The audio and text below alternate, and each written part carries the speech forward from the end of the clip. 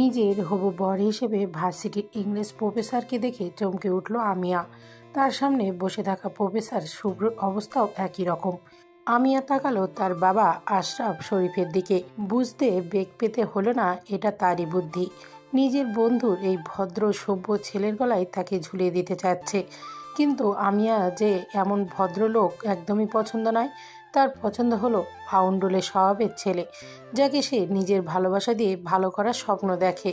তাই স্বাভাবিকভাবেই এখন তার মতলব কিভাবে এই বিয়েটার কথাটা এখানেই থামিয়ে দেওয়া যায়। আশরাফ শরীফ আমিয়ার উদ্দেশ্যে বললেন, কেমন লাগলো আমার পছন্দের ছেলেকে? আমিয়া মনে মনে বলে উঠল, জঘন্য। কিন্তু সামনাসামনি তো আর এভাবে বলা যায় না। তাই মেকি হেসে বলল, তোমার পছন্দই আমার পছন্দ বাবা, কিন্তু আমি যে এখনই বিয়ে করতে চাইছি না। আগে নিজের পড়াশোনা শেষ করতে হবে আমার। আশরাফ শরীফ কিছু বলতেই যাবেন, তখনই শুভ্রের বাবা শামসুর চৌধুরী বলে উঠলেন, এটা কোনো সমস্যাই না, আমাদের বাড়ির বউরাও পড়াশোনা করতে পারে। এই তো আমার বড় ছেলের বউ এসেছে, ওকেই জিজ্ঞেস করে দেখো না। ও যখন অনার্স দ্বিতীয় বর্ষে পড়ছিল তখন ওর সাথে আমার বড় ছেলের বিয়ে হয়। বিয়ের পর মাস্টার্স কমপ্লিট করে এখন ও বিসিএস এর প্রস্তুতি নিচ্ছে। বউদের চাকরি করা নিয়েও আমাদের কোনো আপত্তি নেই, তাই তুমি নিশ্চিন্তে থাকতে পারো। শামসুর চৌধুরীর বড় ছেলের বউ অদিতি বলে উঠলেন, হ্যাঁ, আমার শ্বশুর বাড়ির সবাই ভীষণ উন্নত চিন্তা চেতনার মানুষ। এমন শ্বশুর বাড়ি পাওয়া প্রত্যেকটা মেয়েরই স্বপ্ন। তুমি নিশ্চিন্তে আমার দেবরকে বিয়ে করতে পারো। আমিয়া আবারও জোরপূর্বক মেয়েকে হাসে। সে তো এখানকার কাউকেই বোঝাতে পারছে না তার মনের কথা। সে যেমন জীবনসঙ্গী চায়, শুভ্র একদম তার বিপরীত। গোটা ভার্সিটিতে স্বচ্ছ ভালো মূর্তির জন্য সে পরিচিত, কোনো স্ক্যান্ডালের সাথে জড়িত নয়। উত্তম চরিত্রের অধিকারী বলা যায়, ব্যবহারেও বেশ নম্র ভদ্র। এক কথায় বলা যায় মিস্টার পারফেক্ট। এমন কাউকে বিয়ে করে আমিয়া কি করবে? সে তো এই লোকটাকে কোনো কিছুই শোধরাতে পারবে না। বলতে গেলে শোধরানোর প্রয়োজনই পড়বে না। আমিয়া চাই এমন কাউকে বিয়ে করতে যার জীবন হবে অগোছালো, যে হবে প্রচণ্ড বেপরোয়া, যে কোনো নিয়ম নীতি তোয়াক্কাই করে না, নিজের মতো চলে। ডিসিপ্লিন নামক শব্দটা তার ডিকশনারিতেই নেই। এমন কাউকে বিয়ে করে নিজের ভালোবাসা দিয়ে তার জীবন বদলে দিতে চাই। শুদ্ধ ভাষায় বলতে গেলে এটাকে একটা অ্যাডভেঞ্চার হিসেবে নিতে চাই সে। আমিয়া একবার শুভ্রর পানে তাকালো, তার দৃষ্টি নিচে। নিতান্তই ভদ্রলোক বলে কথা। আমিয়া ফোঁস করে একটা নিঃশ্বাস ছেড়ে বলল, কোনো মতেই আমি এই ভদ্রলোককে বিয়ে করব না। ভার্সিটির গণরুমে আজও বসেছে তাসের তথা জোয়ারের আসর, আর তাতে অংশ নিয়েছে প্রভাবশালী ছাত্র সংগঠনের কিছু কর্মী। মূল খেলা এখন জমে উঠেছে। এই খেলার একদিকে রয়েছে বাপ্পি হোসেন, প্রভাবশালী ছাত্রনেতার ভাগ্নে, আর তার বিপরীতে রয়েছে আরহাম চৌধুরী দুর্জয়, যার নিজের পরিচয় সে নিজেই। খেলার এক পর্যায়ে দুর্জয় মুখে সিগারেট গুজে লাইটারটা জ্বালায়, বিদঘুটে হেসে বলে, অনেক তো হলো টাকার সওদা, এবার নতুন কিছু সওদা করি। বাপ্পি হোসেন হেসে বলল, বল কিসের সওদা করতে চাস? দুর্জয় তখনও উল্টে পাল্টে দেখছে তাসের পাতাগুলোকে। এভাবে বিচক্ষণের মতো দেখতে দেখতে বলে, গোলাম বিবি কাজী। মানে? দুর্জয় একটা বিবি কার্ড তুলে নিয়ে বলে, চল আজ এটাকে নিয়ে সওদা করি। ঠিক বুঝলাম না। এইবার যদি তুই জিতিস তাহলে আমার বন্ধু আহনাপের গার্লফ্রেন্ড তোর, আর আমি জিতি তাহলে তোর গার্লফ্রেন্ড এক রাতের জন্য আহনাপের। বাপ্পি হোসেন চেঁচিয়ে উঠে বলল। দুর্জয়? দুর্জয় মুখে চিরচরিত হাসি ঝুলিয়ে বলে, এত হাইপার হচ্ছিস কেন? নিজের উপর বিশ্বাস নেই তোর? দেখ আহনাবকে, ও তো এত রিয়াক্ট করছে না। বাপ্পি তাকালো আহনাপের দিকে। তাকে একদম শান্ত স্থির লাগছে, অথচ তারও এতক্ষণে বাপ্পির মতোই প্রতিক্রিয়া দেখানো উচিত ছিল। আহনাপ বাপ্পির অবাক মুখশ্রী দেখে বলে, আমার বিশ্বাস আছে আমার বন্ধুর প্রতি। আমি জানি ও তোকে হারিয়ে দেবে, এর জন্য আমি কোনো প্রতিক্রিয়া দেখাচ্ছি না। এখন তুই যদি কাপুরুষের মতো খেলা ছেড়ে উঠে যাস সেটা তোর সমস্যা। বাপ্পির মাথায় জেদ চেপে বসলো। সে বসে পড়ল। বসেই দুর্জয়ের উদ্দেশ্যে বলল, আমি রাজি তোর প্রস্তাবে, চল খেলা শুরু করি। তাদের খেলা শুরু হলো। প্রথম দিকে বাপ্পি এগিয়ে যায় খানিকটা, কারণ সে শুরুতেই নিজের তাবড় তাবড় কার্ডগুলো ব্যবহার করে। এটা দেখে আহনাফের পাশে দাঁড়ানো তার কিছু বন্ধু হতাশ হয়। সাগর আহনাফের কাঁধে হাত রেখে বলে, তোর কি একটু ভয় হচ্ছে না? তুই কেন এই প্রস্তাবে বিরোধিতা করলি না? আহনাফ বলে ওঠে, তুই শুধু দেখে যা, আমার বিশ্বাস দুর্জয়ে জয় হবে। খেলাটা অনেকটাই বাপ্পির নিয়ন্ত্রণে চলে গিয়েছে। বাপ্পি বাঁকা হেসে বলে, এবার হার মেনে নে দুর্জয়। আর এই যে সুপুরুষ আহনাফ, তোর গফকে রাতে পাঠানোর জন্য প্রস্তুত থাকিস। অনেক দিন কোনো নতুন শরীরের স্বাদ পায় না। আজ রাতটা বোধহয় ভালোই সুখকর হবে আমার জন্য। এমন সময় দুর্জয় সহাস্যে বাপ্পির দিকে তাকিয়ে বলে, এই নে আমার ট্রাম্প কার্ড। বাপ্পি হতাশ হয়ে যায়। এখান থেকে যে পুরো খেলাটাই একদম ঘুরে যায়।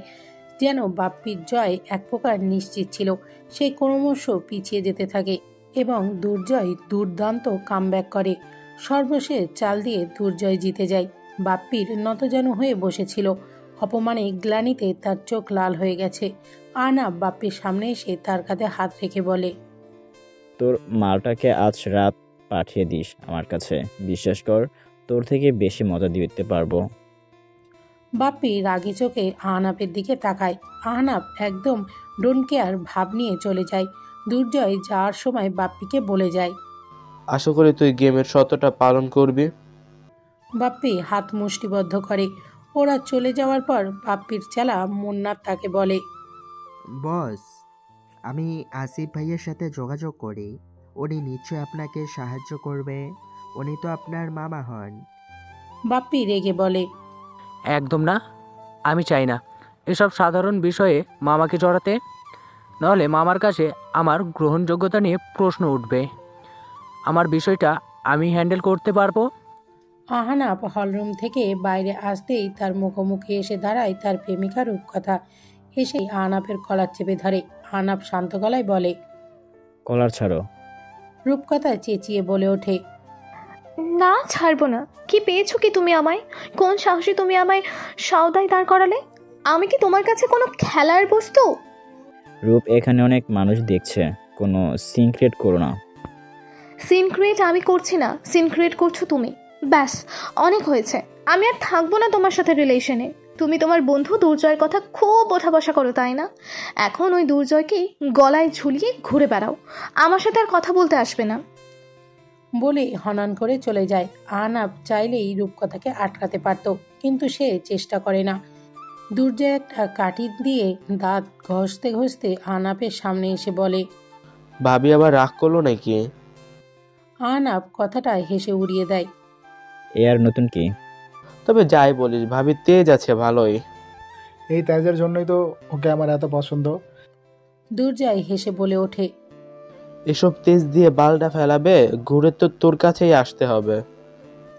রূপকথা ভীষণ রেগে গেলে তার প্রিয় বান্ধবী আমিয়াকে ফোন লাগায়। আমিয়া এমনিতেই শুভ্র দেখতে আসার বিষয়টা নিয়ে রেগেছিল।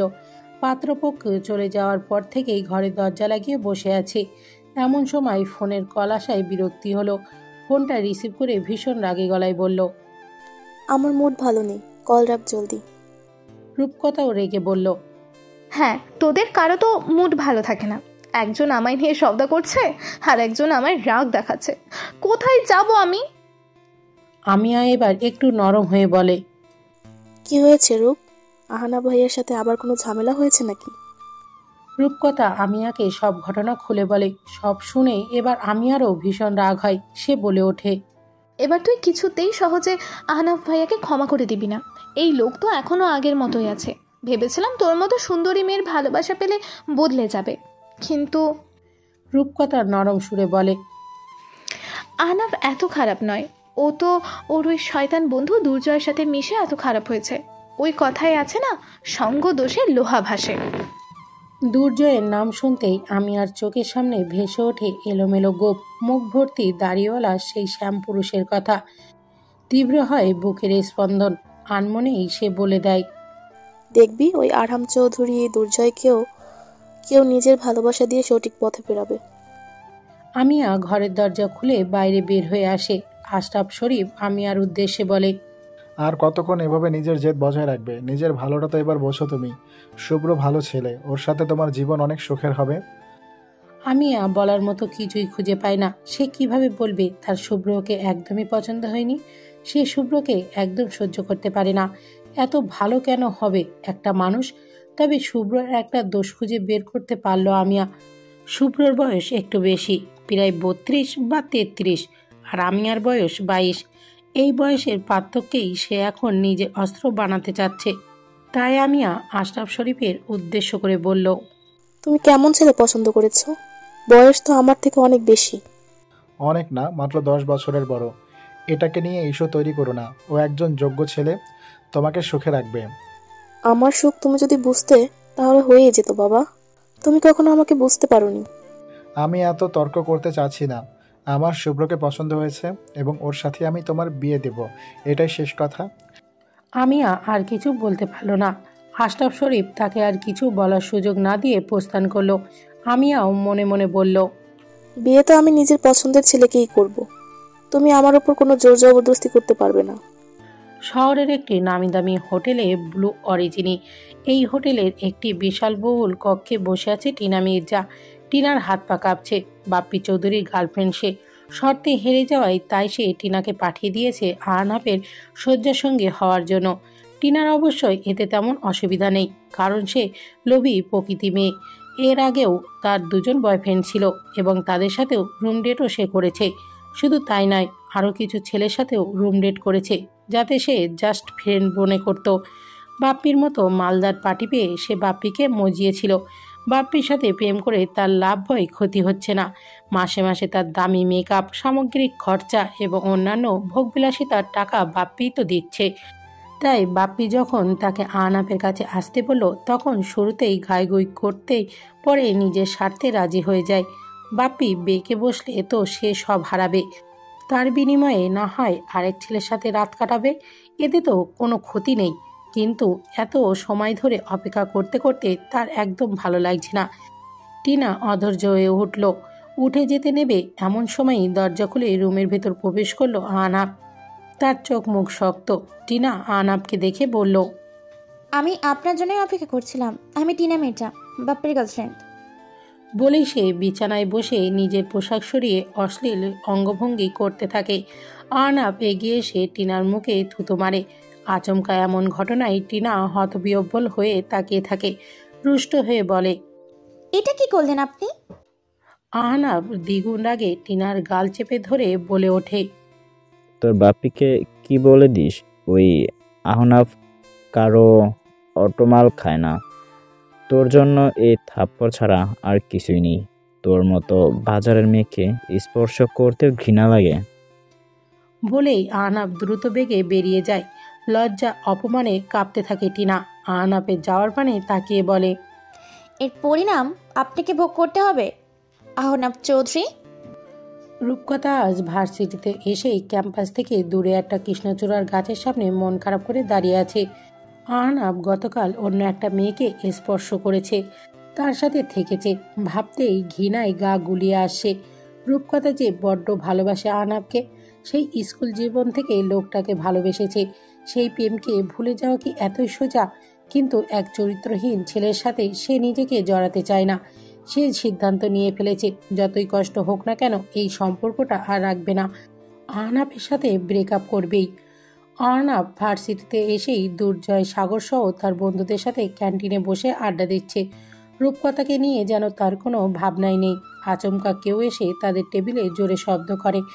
আহনাফের শব্দ অনুসরণ করে তাকাতেই দেখতে পায় আমিয়াকে। আহনাফ যতদূর জানে এই মেয়েটা রূপকথার বেস্ট ফ্রেন্ড, তাই স্বাভাবিকভাবেই বলল, কি সমস্যা তোমার? আমিয়া এক পলক দুর্জয়ের দিকে তাকালো। সে নিজের মতো কফি খেতে ব্যস্ত। দুর্জয়ের থেকে চোখ ফিরিয়ে আহনাফকে উদ্দেশ্য করে বলল, আপনি তো দেখছি ভীষণ বদলোক আহনাফ ভাই। ওইদিকে রূপ আপনাকে মনে করে খেতে চলেছে, আর আপনি এখানে বসে আড্ডা দিচ্ছেন। আপনার কি ওর প্রতি কোনো অনুভূতি নেই? আমার অনুভূতি আছে কি নেই সেই কৈফিয়ত নিশ্চয়ই তোমাকে দেব না। আর তুমি আমাদের মাঝে ঢোকার চেষ্টাও করো না। রূপের বেস্ট ফ্রেন্ড আছে, সেটা হয়েই থাকো। অনাধিকার চেষ্টা আমার পছন্দ না। আহনাফ রেগে গেল ভীষণ। এদিকে দুর্জয় আচমকা বলে ওঠে, ছাড় না, এইসব মেয়েদের কথা এত পাত্তা দিতে নেই। এদের কাজই ঘেউ ঘেউ করা। আমিয়ার মাথা হঠাৎই ভীষণ গরম হয়ে গেল। সে দুর্জয়ের উদ্দেশ্যে বলল, মেয়েদের সম্পর্কে কোনো মন্তব্য করার আগে মনে রাখবেন যে আপনার মাও একজন মেয়ে, তাই ভদ্রতা ভুলে যাবেন না। দুর্জয় আচমকা উঠে দাঁড়িয়ে আমিয়ার কাছাকাছি এসে তার সম্মুখে দাঁড়িয়ে রাগী কণ্ঠে বলে, আমাকে ভদ্রতা শেখাতে এসো না মেয়ে, আমি অভদ্রের পিএইচডি করেছি। আমিয়া বলার মতো কিছুই খুঁজে পায় না। দুর্জয়ের কাছে আসায় তার হৃদয় স্পন্দন দ্রুত হয়ে গেছে। সে বুঝতে পারছে না এই অনুভূতির কারণ, কিন্তু দুর্জয়কে দেখলেই তার এমন অনুভূতি হয়। রূপকথাও ইতিমধ্যে সেখানে পৌঁছে গেছে। সে এসে আমিয়ার হাত টেনে ধরে বলে, তুই এদের সাথে মুখ লাগাতে আসিস না আমিয়া, চল এখান থেকে। রূপ ওয়েট। আহনাফের করুণ কণ্ঠস্বর। রূপকথা না দাঁড়ালেও আমিয়া থেমে যায়। রূপকথা রেগে বলে, আমিয়া তুই দাঁড়াচ্ছিস কেন? আহনাফ ভাই কি বলতে চাই শোন। তুই তো ওনাকে ভালোবাসিস, ওনাকে যারা ভালো থাকতে পারবি না। তাই বলে একজন চরিত্রহীন লোকের সাথে আমি থাকতে পারবো না। আমার ভালোবাসা বেশি দামি নয়। আমি সেই পুরুষের সাথেই থাকতে পারবো না যার দেহে অন্য নারীর স্পর্শ আছে। আহনাফ রূপকথার সম্মুখে এসে তাকে আঁকড়ে ধরে বলে, লুক ইট মাই আই রূপ, তোমার কি মনে হয় আমি তুমি ছাড়া অন্য কোনো মেয়ের দিকে তাকাবো? রূপকথা তাকায় না আহনাফের দিকে, কারণ সে জানে তাকালেই দুর্বল হয়ে পড়বে।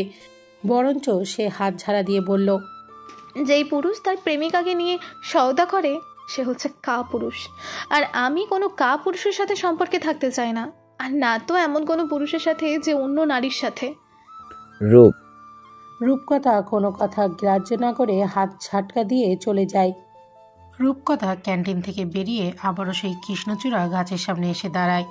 আমিয়া ছুটে আসে তার পিছু পিছু।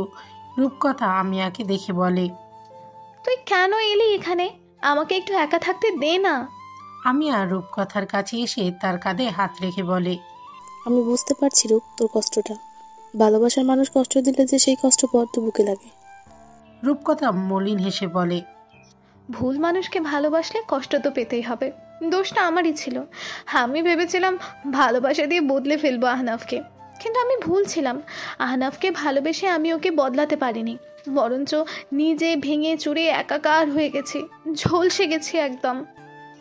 এইসব কথা বলতে বলতেই রূপকথা আমিয়ার উদ্দেশ্যে বলে, তুই সেদিন বললি না তোর বাবা তোর জন্য ছেলে দেখছে, তুই একটা কাজ কর, তোর বাবার পছন্দের ছেলেকেই বিয়ে করে নে।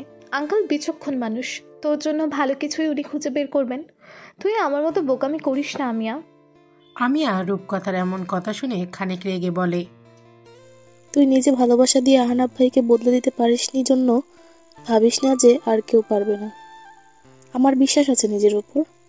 আমি জানি আমি যাকে ভালোবাসবো সে যদি পৃথিবীর সবচেয়ে নিকৃষ্ট মানুষটাও হয়, তবুও আমি নিজের ভালোবাসা দিয়ে তাকে বদলে দেব। রূপকথা আবারও মলিন হেসে বলে, তুই ভুল ভাবছিস। কারো ভালোবাসা কাউকে বদলে দিতে পারে না। এই ভুল ধারণার জন্যই এত মেয়ের কপালে দুঃখ নেমে আসে। আমিয়া রূপকথার কথায় কানই দেয় না। রূপকথা যদি জানতে পারে আমিয়ার বাবা তার সাথে প্রফেসর শুভ্রের বিয়ে ঠিক করেছে, তাহলে কেমন রিয়াকশন করবে? নিশ্চয়ই বলবে, তুই এত ভালো বর পেতে চলেছিস, এটা তোর ভাগ্য, ওনার মতো ভালো মানুষ হয় না। কিন্তু আমিয়া কিভাবে বোঝাবে রূপকথাকে যে এমন ভালো মানুষ তার পছন্দ নয়? তার পছন্দ দুর্জয়ের মতো বেপরোয়া উচ্ছৃঙ্খল ছেলে। আমিয়া দুর্জয়ের কথা ভেবে নিজে নিজেই হাসতে থাকে। রূপকথা সেটা খেয়াল করে বলে, কি রে হাসছিস কেন? আমিয়া হাসি থামিয়ে বলে, কিছু না, চল ক্লাসে দেরি হয়ে যাচ্ছে। রূপকথাও নিজের চোখের জল মুছে বলে, হ্যাঁ চল। আজ শুভ্রর ক্লাস ছিল আমিয়ার। পুরো ক্লাসে আমিয়া ভীষণ নার্ভাস ছিল, যার কারণে পড়ায় মনোযোগ দিতে পারেনি। যদিও শুভ্র ক্লাসের ফাঁকে একবারও আমিয়ার দিকে তাকায়নি। সে প্রতিদিন যেমন করে ক্লাস নেয় আজও তেমনই নিয়েছে। আমিয়ার কেমন জানি অদ্ভুত লাগছিল, কারণ এই লোকটা কাল তাকে দেখতে এসেছিল। ক্লাস শেষে যে যার মতো বেরিয়ে আসে। রূপকথা তো শুভ্র স্যারের প্রশংসায় পঞ্চমুখ, কারণ সে অনেক ভালোভাবেই ক্লাস নেয়। রোজকার মতো আজও রূপকথা শুভ্র স্যারের প্রশংসা করতে করতে বলে, শুভ্র স্যারের ক্লাসগুলো একদম মিস করা যায় না। ওনার মতো এত ভালো করে আর কোনো স্যারও পড়া বোঝাতে পারেন না। রূপকথার কথায় আমিয়া বিরক্ত হয়ে বলে, এই টপিক বাদ দে তো। রূপকথা বুঝতে পারে না আমিয়া হঠাৎ কেন এমন রিয়াক্ট করছে। এরই মধ্যে তারা দেখতে পায় ক্যাম্পাসে বেশ ভালোই জটলা লেগেছে। আমিয়া রূপকথাকে বলে, এই রূপ, ওখানে এত ভিড় কেন? রূপকথাও ওদিকে তাকিয়ে বলে, হ্যাঁ তাই তো, মনে হচ্ছে কোনো ঝামেলা লেগেছে। চল তো গিয়ে দেখি। এই কথা বলেই আমিয়া রূপকথার জন্য অপেক্ষা না করে নিজেই ছুটে যায়। রূপকথাও যায় তার পিছু পিছু। আমিয়ার বরাবরই এসবের আগ্রহ বেশি। গতকালের ঘটনাকে কেন্দ্র করে দুর্জয় আনাপদের সাথে বাপ্পির ঝামেলা লেগেছে। বাপ্পিকে টিনা আনাপের বিরুদ্ধে উস্কে দিয়েছে, যার দরুন বাপ্পি আজ ভার্সিটিতে এসে হাঙ্গামা শুরু করে দিয়েছে। বাপ্পি দলবলের সাথে দুর্জয়দের ভালোই ফাইটিং চলছিল। এরই মধ্যে বাপ্পি একটা হকি স্টিক দিয়ে দুর্জয়কে মারতে উদ্ধৃত হয়, কিন্তু আনাপ দুর্জয়কে সরিয়ে মাঝখানে চলে আসে, যার ফলে তার মাথায় আঘাত লাগে। সাথে সাথে তার মাথা ফেটে যায় এবং সে মাটিতে লুটিয়ে পড়ে। সাগররা এগিয়ে এসে আনাপকে আগলে নেয়। দুর্জয় নিজের বন্ধুর এই অবস্থা দেখে ভীষণ রেগে যায়। আনাপ তার সব থেকে দুর্বলতার জায়গা, তাই দুর্জয় ছুটে এসে বাপ্পিকে মারতে শুরু করে। সাগরের উদ্দেশ্যে চেঁচিয়ে বলে, আহনাবকে হসপিটালে নিয়ে যা। সাগর তার কিছু বন্ধুকে সাথে নিয়ে আনাবকে নিয়ে রওনা দেয় হাসপাতালের দিকে। এদিকে বাপ্পির প্রতি দুর্জয়ের রাগ মাত্রা ছাড়িয়ে দেয়। সে মারতে মারতে বাপ্পিকে মাটিতে শুইয়ে দেয় এবং নিজের হাতে একটি ইট তুলে নেয়। উদ্দেশ্য বাপ্পির মাথা থেতলে দেওয়া। দুর্জয় ইট নিয়ে বাপ্পির মাথায় আঘাত করতেই যাবে, তার আগে শুভ্র সেখানে পৌঁছে যায়। সে ছুটে এসে দুর্জয়কে ঠেলে সরিয়ে দিয়ে বলে, কি করছোটা কি? ওকে মেরে ফেলবে নাকি? দুর্জয় বলে ওঠে, সরে যান সামনে থেকে। ওর এত বড় সাহস আমার দোস্তের গায়ে হাত তুলে, আজকে ওকে আমি শেষ করে দেব। ততক্ষণে পুলিশও উপস্থিত হয় ঘটনাস্থলে। ঝামেলার আন্দাজ করতে পেরে শুভ্রই অনেক আগেই পুলিশকে ডেকে পাঠিয়েছিল। পুলিশ এসে দুর্জয়ের হাতে হ্যান্ডকাপ পরায়। দুর্জয় পুলিশের উপর চোটপাট করতে থাকে, বলতে থাকে, তোরা সর, ওকে না আমি মেরে শান্তি পাবো না। পুলিশ টানতে টানতে দুর্জয়কে নিয়ে যায়। দূর থেকে এই ঘটনার সাক্ষী হয় আমিয়া ও রূপকথা। কয়েকজন স্টুডেন্টও বলাবলি করছিল, শুনেছি এই দুর্জয়ের বাবা বিশাল বড়লোক ব্যবসায়ী, দেখবি ঠিকই আবার বের করে আনবে। শুভ্রতার স্টুডেন্টদের উদ্দেশ্যে বলে, তোমরা সবাই যে যার ক্লাসে যাও। বাপ্পির অবস্থা ভীষণ খারাপ হয়ে যাওয়ায় তার বন্ধুরা তাকে নিয়ে হাসপাতালের দিকে ছোটে। এদিকে রূপকথা ছটফট করতে থাকে, কারণ আহনাব আঘাত পেয়েছে। আমিয়া সেটা খেয়াল করে রূপকথাকে বলে, তুই কি আহনাব ভাইকে দেখতে হাসপাতালে যাবি? রূপকথা নিজের আবেগকে নিয়ন্ত্রণ করে বলে, না যাব না। কেন? দেখ, আমি চাই না ওর প্রতি আর কোনো দুর্বলতা রাখতে। ও কেন গেছিল মারামারি করতে? আমি তো যেতে বলিনি। নিজের দোষে মাথা ফাটিয়েছে, এবার নিজেই বুঝে নিক। তাছাড়া ওর বন্ধুরা আছে ওকে সামলানোর জন্য, আমাকে ওর প্রয়োজন পড়বে না। বলেই রূপকথা ক্লাসের দিকে রওনা দেয়। এদিকে আমিয়ার মন খারাপ হয়ে গেছে, কারণ দুর্জয়কে পুলিশ গ্রেপ্তার করেছে। শুভ্র আমিয়াকে একা দাঁড়িয়ে থাকতে দেখে এগিয়ে আসে। আমিয়ার কাছাকাছি এসে বলে, তুমি এখানে কি করছো? যাও ক্লাসের দিকে যাও। শুভ্রর উপস্থিতি আমিয়াকে অস্বস্তি বোধ করায়, তাই সে আর না দাঁড়িয়ে ক্লাসের দিকে যায়। আমিয়ার যাওয়ার পানে তাকিয়ে থাকে শুভ্র। গতকাল এই মেয়েটিকে তার বাবা দেখে এসেছে তার বউ করার জন্য।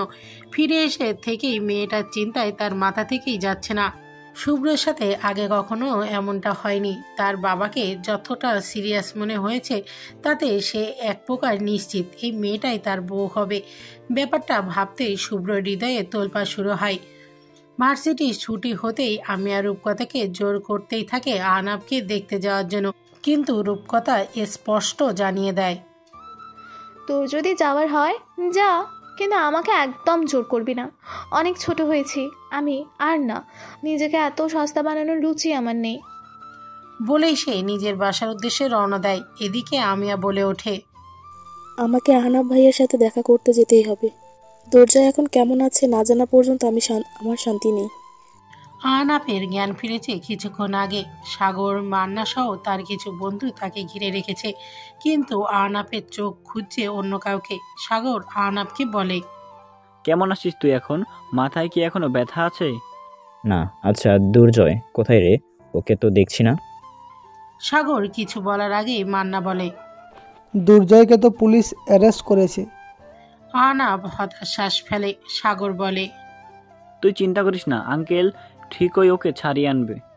সেটা তো জানি না আমি, কিন্তু আচ্ছা রূপও কি আমায় দেখতে আসছে না? কই না তো। আহনাবের এবার ভীষণ খারাপ লাগে। রূপকথা তো তাকে ভালোবাসে, আজ তো মেয়েটা ভার্সিটিতেও এসেছে, তাহলে ওর এরকম অবস্থার কথা জেনেও কেন দেখতে এলো না? আহনাবের মনে হলো রূপকথা এবার তার উপর একটু বেশি রেগে আছে, কিন্তু এই রাগ যে তাকেই ভাঙাতে হবে। আহনাব রূপকথাকে ভালোবাসে, এই মেয়েটা তাকে ভীষণ স্বস্তি দেয়। রূপকথা ছাড়া অন্য কোনো মেয়ের দিকে কখনো তাকায়নি, রূপ ছাড়া অন্য কোনো মেয়ের কথা সে ভাবতেও পারে না। সেদিন যদি দুর্জয় বাজিতে হেরেও যেত তাহলেও রূপের গায়ে আঁচল লাগতে দিত না, কিন্তু রূপকথা এই বিষয়টা নিয়ে তার উপর রেগে আছে। এবার আহনাব আর নিজেকে স্থির রাখতে পারছে না। রূপকথাকে ছাড়া সে ভালো থাকবে না, যত দ্রুত সম্ভব তাকে রূপকথার মান ভাঙাতেই হবে। আহনাবের ভাবনার মাঝেই তার সামনে উপস্থিত হলো আমিয়া। কেবিনের বাইরে থেকেই বলে উঠল, আসতে পারি? আহনাব ভুরু কুঁচকে আমিয়ার দিকে তাকালো। তাকে দেখতেই চোখটা চিকচিক করে উঠল। আমিয়া এসেছে, তার মানে কি রূপও এসেছে? আহনাবের মনের আশা জাগ্রত হলো। মনে মনে বলল, আমি জানি রূপ মুখে যাই বলুক ও আমাকে ছাড়া ভালো থাকবে না। হ্যাঁ আসো। আহনাবের অনুমতি পেয়ে আমিয়া হাঁপাতে হাঁপাতে ভেতরে এলো। আহনাব আমিয়াকে একা দেখে হতাশ হলো, শোধালো, তুমি একা এসেছো? রূপ আসেনি তোমার সাথে? আমিয়া দুপাশে মাথা নাড়ায়। আহনাবের হতাশা বাড়ে। আমিয়া বলে, আমি আপনার খোঁজ নিতে এলাম ভাইয়া, আরও একটা বিশেষ দরকার এসেছি। কি দরকার? আহনাব সন্ধিয়ান স্বরে বলে ওঠে। আমিয়া একটু ভীত স্বরে বলে, আমার আপনার বন্ধু দুর্জয়ের ব্যাপারে জানার ছিল, কোথায় আছেন এখন উনি? সাগর বলে, ও তো জেলে। হ্যাঁ সেটাই জানতে চাচ্ছি, কোন জেলে আছে আপনারা কি বলতে পারবেন? আহনাবের ব্যাপারটা খটকা লাগে। সে আমিয়াকে প্রশ্ন করে বসে। দুর্জয়ের ব্যাপারে জেনে তুমি কি করবে? আমিয়া বলতে গিয়েও থেমে গেল। সত্যিই তো, দুশ্চিন্তা বসে এখানে চলে আসলেও এখন তো কোনো যুক্তি দেখাতে পারছে না। আমিয়াকে চুপ থাকতে দেখে আহনাব বলে উঠল, তুমি কি দুর্জয়কে পছন্দ করো? আমিয়ার বুক কেঁপে উঠল। এই সত্যটা প্রকাশিত হোক সে চায়নি, তবে এখন আর অস্বীকার করতে চায় না, তাই স্বীকার করে নিল। হ্যাঁ আমি দুর্জয়কে পছন্দ করি। বিশাল মার্টিনেজ গাড়ি নিয়ে পুলিশ স্টেশনে উপস্থিত হয়েছে আজিজুল চৌধুরী। তার চোখে মুখে বিরক্তির ভাবে স্পষ্ট। এই নিয়ে কবার তাকে জেলে আসতে হলো তিনি জানে না। সবই হয়েছে এই ছেলের জন্য। নিজের ছেলের জন্য তাকে ফেলেও দিতে পারছে না, আবার শান্তিও নেই। আজও যথারীতি থানায় উপস্থিত হয়ে পুলিশ কমিশনারের সাথে দেখা করলেন তিনি। পুলিশ কমিশনার চায়ের কাপে চুমুক দিয়ে বলে, আপনার ছেলেকে বন্দি করে রাখতে পারে এমন শক্তি কি কোনো থানার আছে? দোষ নেবেন না, একটা পরামর্শ দিই, নিজের ছেলেকে একটু শুধরে যেতে বলুন। এভাবে ওর জন্য আর কতবার থানায় এসে অপদস্থ হবেন? আজিজুল চৌধুরীর মুখ থমথমে হয়ে গেল। তিনি একজন বিশাল ব্যবসায়ী হবার পাশাপাশি শহরের অন্যতম বনেদি পরিবারের সদস্য। তার যথেষ্ট সুনাম শহরে, কিন্তু এই ছেলের জন্য তার সুনাম মাটিতে মিশে যাবার জোগাড়। কয়েকজন পুলিশ সদস্য দুর্জয়কে এনে দাঁড় করালো আজিজুল চৌধুরীর সম্মুখে। আজিজুল চৌধুরী ঘৃণায় বিষে গেলেন। দুর্জয় পুলিশদের থেকে হাত ছাড়িয়ে নিয়ে বলল, কি বলেছিলাম না, কারো বাপের শক্তি নেই এই আরহাম চৌধুরী দুর্জয়কে আটকে রাখার। আজিজুল চৌধুরী আর নিজের স্থির রাখতে পারলেন না, কষিয়ে থাপ্পড় বসিয়ে দিলেন দুর্জয়ের গালে। দুর্জয় বিনিময়ে হালকা হাসল। এসব আর তার গায়ে লাগে না। আজিজুল চৌধুরী এতেই ক্ষান্ত হলেন না, তীব্র আক্রোশে বললেন, তোমার জন্য আমি একটু শান্তি পাবো না? তোমার মা নিজে একা মরল কেন? তোমাকে নিয়েও মরতো, তাহলে আমি একটু শান্তিতে থাকতে পারতাম। দুর্জয় বাঁকা হেসে বলে, মা চায়নি তুমি শান্তিতে থাকো, তাই তোমার চির অশান্তির বন্দোবস্ত করতে আমাকে রেখে গেছে। আজিজুল চৌধুরী বিড়বিড় করে আরো কিছু কটুবাক্য বললেন। দুর্জয় সেসবকে পাত্তা না দিয়ে বলে, জনাব আপনার কাজ হয়ে গেলে এবার আপনি আসতে পারেন। আজিজুল চৌধুরী কিছু বলতে গিয়েও থেমে গেলেন, স্থান ত্যাগ করলেন দ্রুত। যাওয়ার আগে স্পষ্টই হুমকি দিয়ে বললেন, এটাই শেষবার, এরপর আর কখনো এই আজিজুল চৌধুরী তোমাকে জেল থেকে ছাড়াতে আসবে না। দুর্জয় গ্রাহ্য করল না তার কথা, কারণ এমন হুমকি সে আগেও শুনেছে, কিন্তু সে জানে এটা কেবল ফাঁকা বলি। দুর্জয়কে ভালোবাসেন না হলেও নিজের সম্মান বাঁচানোর জন্য হলেও আজিজুল চৌধুরী এভাবে বারবার ছুটে আসতে রাজি। আমিয়া মন খারাপ করে হাসপাতাল থেকে বেরিয়ে আসে। আহনাবদের কাছে দুর্জয়কে পছন্দ করার কথা বলার পর ওরা সব বন্ধুরা মিলে হাসাহাসি করছে আমিয়ার উপরে। মান্না নামক ওই ছেলেটা তাকে বলেছে, দুর্জয়কে ভালোবাসতে যেও না মেয়ে, ঝলসে যাবে। আহনাফও বলেছে, দুর্জয় হলো আগুন আর তুমি হলে পানি, তোমাদের এক হওয়া অসম্ভব, তাই মনে এইসব আশা পুষে রাখাই তোমার জন্য বেটার। আমিয়া এসব কথা গ্রাহ্য করতে চায় না। সে জানে সে একদিন ঠিকই দুর্জয়ের মনে ভালোবাসা সঞ্চয় করবে, তাতে যদি তাকে ঝলসে যেতে হয় তাহলেও তাতেও রাজি। আজ শুভ্র বাড়ি ফিরতেই শামসুর চৌধুরী তাকে জোর দিয়ে বলল, সেদিন মেয়েটাকে দেখে আসার পর তো তোমার থেকে আর কোনো সাড়া পেলাম না। তুমি কি এই বিয়েটা করতে চাও না? আপত্তি থাকলে বলতে পারো, আমি জোর করব না। শুভ্র জানে এটা ডাহা মিথ্যে কথা। সে যদি আপত্তিও জানায় তবুও তার বাবা এই বিয়ে দেবেন, কারণ সেই বাল্যকালে দুই বন্ধু মিলে ঠিক করেছিলেন তাদের দুজনের ছেলে মেয়েদের বিয়ে দেবেন। শুভ্রও চায় না বারণ করতে বা আপত্তি জানাতে। আমি এটা ভারী মিষ্টি, একদম ভালো লাগার মতো। শুভ্রর বেশ ভালোই লেগেছিল মেয়েটাকে যেদিন প্রথম দেখেছিল। নিজের ছাত্রী ভেবেই এতদিন দূরে ছিল, নেহাতি ভদ্রলোক বলে। তবে এখন যখন সুযোগ এসেছে তখন হাতছাড়া করবে না। শুভ্র সম্মতি জানিয়ে বলে, তোমার পছন্দ করা মেয়েকে আমার বিয়ে করতে কোনো আপত্তি নেই, যদি ওই মেয়েরও এই বিয়েতে কোনো আপত্তি না থাকে তো তুমি কথাবার্তা আগাতে পারো। শামসুর চৌধুরী প্রসন্ন হয়ে বলল, আমার আশরাফের সাথে কথা হয়েছে, আমিয়া এই বিয়েতে দ্বিমত করেনি। এখন তুইও যখন মত দিয়েছিস তখন আমি নিশ্চিন্তে বিয়ের কথাবার্তা আগাতে পারবো। কথাটা শুনতেই অদ্ভুত প্রশান্তি বয়ে গেল শুভ্রর মনে। রূপকথা নিত্যদিনকার মতো আজও বেরিয়ে পড়েছে টিউশনি করানোর জন্য। যদিও তার পারিবারিক অবস্থা বেশ স্বচ্ছ, তবুও সে শখ করে টিউশনি পড়ায়। রূপকথা খুব ভালো লাগে বাচ্চাদের পড়াতে। সে পড়াশুনো শেষ করেও একজন শিক্ষকই হতে চায়। এসব মনে করে নিজ মনেই হাসল সে। জীবনে এখনও অনেক আগানো বাকি। মাঝ রাস্তায় হঠাৎ কেউ তার রাস্তা আটকে ধরল। রূপকথা বিরক্তি হয়ে সামনে তাকাতেই বরফের মতো জমে যায়। অবাক স্বরে বলে, তুমি? আহনাব করুণ দৃষ্টিতে তাকিয়ে তার রূপের দিকে। মেয়েটা কি করে এত নির্দয় হতে পারল তার উপরে। রূপকথা খেপে গিয়ে বলল, সামনে থেকে সরে দাঁড়াও, আমার দেরি হয়ে যাচ্ছে। এত নিষ্ঠুর হয় না রূপ, I need to talk you win. কিন্তু আমার তোমার সাথে কথা বলার কোনো আগ্রহ নেই। আহনাব নাছোড়বান্দা রূপের পথ আটকে বলে, আমি যে হাসপাতালে ভর্তি ছিলাম জানতে তুমি? হ্যাঁ জানতাম। রূপের শীতল জবাব যা আহনাফের জ্বালা আরো বাড়িয়ে দিল। সব জেনেও আমার সাথে দেখা করতে গেলে না? তোমার কি একবারও জানতে ইচ্ছে করলো না আমি কেমন আছি? কেন গেলে না রূপ? প্রয়োজন মনে করিনি তাই। রূপের একটার পর একটা শক্ত জবাব আহনাফের হৃদয় ক্ষতবিক্ষত করে চলেছে। আচমকা আহনাফ একটা অবাক কাণ্ড করে বসলো, হাঁটু গেড়ে বসে পড়ল রূপকথার সামনে। রূপকথা হতবাক হয়ে বলে, আরে এ কি করছো তুমি? ওঠো বলছি। আহনাফ ওঠে না, বসেই থাকে। রূপকথার উদ্দেশ্যে বলে, আমি মানছি তোমার সাথে অনেক অন্যায় করেছি, অনেক কষ্ট দিয়েছি তোমায়, তার বিনিময়ে আমি ক্ষমাও চেয়েছি। তোমার যা শাস্তি দেওয়ার তুমি আমাকে দিতে পারো, তবে আমার ওপর এভাবে রাগ করে আমার থেকে মুখ ফিরিয়ে থেকো না রূপ।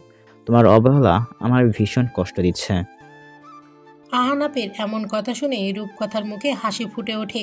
রূপকথা হাসি থামিয়ে বলে, একটা কথা কি জানো আহনাফ, মানুষ কোনো কিছু খুব সহজে পেয়ে গেলে তার মূল্য দিতে জানে না।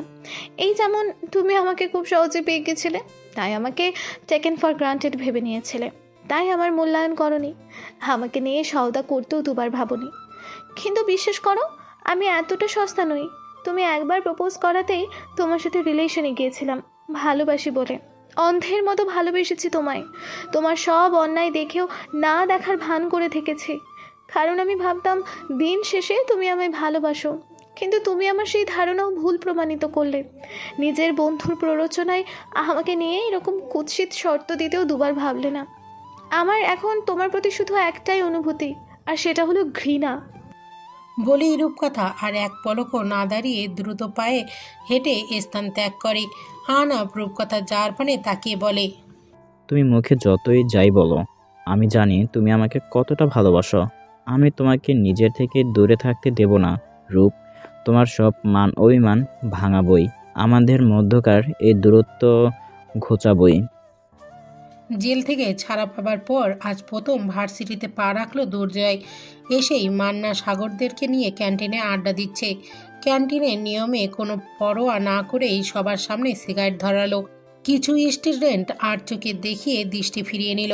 গোটা ভার্সিটির সবাই দুর্য ও তার গ্যাংকে চেনে, তাই কারো সাহস নেই এদের সঙ্গে পাঙ্গা নেবার। তাই সবাই বিরক্তি হলেও কিছু বলতে পারল না। দুর্জয় হঠাৎ বলে উঠল, আহানাপটা কোথায় রে? ওকে তো সকাল থেকে দেখছি না। মান্না বলে উঠল, ওর কথা আর কি শুনবি, ও তো নিজের প্রিয়তমার মান ভাঙাতে ব্যস্ত।